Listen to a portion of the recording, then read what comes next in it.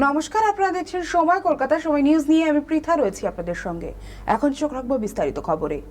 ভোটের আগে ফের নতুন করে বিতর্ক বারাসাতে। জানা গিয়েছে কাজীপাড়া এলাকায় তৃণমূলের দলীয় পতাকা ছিঁড়ে ড্রেনে ফেলে দেওয়া হয়েছে। এরপর ঘটনাকে ঘিরে তীব্র চাঞ্চল্য ছড়ায় গোটা এলাকায়। অভিযোগ, রবিবার রাতের অন্ধকারে কিছু দুষ্কৃতী এই ঘটনাটি ঘটিয়েছে। সোমবার বিষয়টি নজরে আসতেই ক্ষোভে ফেটে পড়েন তৃণমূল কর্মী সমর্থকরা। বিষয়টির জন্য সরাসরি বিজেপির বিরুদ্ধে অভিযোগ তোলে তৃণমূল। পাশাপাশি নির্বাচন কমিশনের হস্তক্ষেপের দাবিও জানানো হয়। যদিও বিজেপির তরফে সমস্ত অভিযোগকে অস্বীকার করে তৃণমূলের গোষ্ঠীদ্বন্দ্বের ফল বলে পাল্টা অভিযোগ করেছে।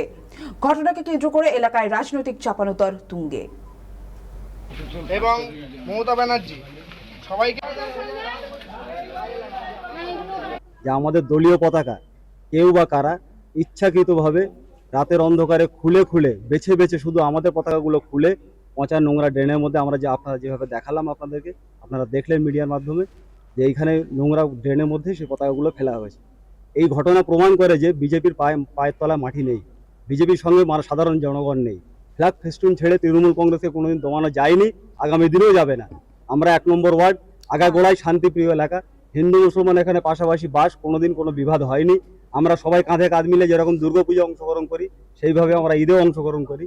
আমরা এই এলাকায় মানুষকে, সাধারণ নাগরিককে সঙ্গে নিয়ে সারাটা বছর দলীয় বিভিন্ন রকম কর্মসূচির সঙ্গে জড়িত আছি।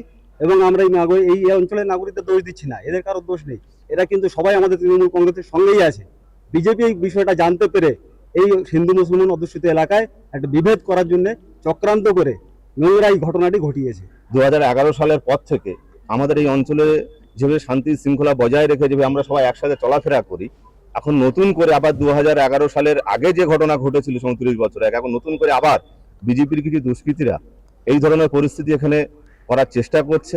আমরা তৃণমূল কংগ্রেসের যে সকল মহিলা পুরুষ, আমরা যুব সবাই এখানে, ছাত্র সবাই এখানে আছি। আমরা এই ধরনের জিনিসকে নিন্দা জানাই, কারণ আমরা এই ধরনের রাজনীতি আমরা এখানে পছন্দ করি না। আমাদের মমতা ব্যানার্জি, অভিষেক ব্যানার্জি আমাদের নীতি আদর্শ মেনে আমরা তাদেরকে চলি। তারা আমাদেরকে শিখিয়েছে যে ঝান্ডা যে দলেরই হোক না কেন, ঝান্ডাকে সম্মান করতে হবে। যারা এই ঝান্ডা খুলেছে আমরা তাদেরকে বলতে চাই যে আপনারা এখানে আছেন, আমরাও কিন্তু মনে করলে রাতারাতি আপনাদের ঝান্ডা খুলে এখান থেকে ফাঁকা করে দিতে পারি, কিন্তু আমরা এই ধরনের নোংরামু রাজনীতি করতে ভালোবাসি না।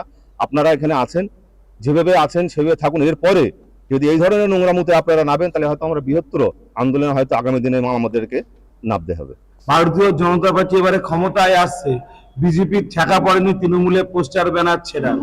আর এই যে আপনারা যে অভিযোগ করছেন, সেই অভিযোগ তৃণমূলের অন্তর্দ্বন্দ্ব। সব্যসাচী দত্তের সঙ্গে বারাসাতে কোনো তৃণমূলের নেতা কিংবা কর্মী নেই।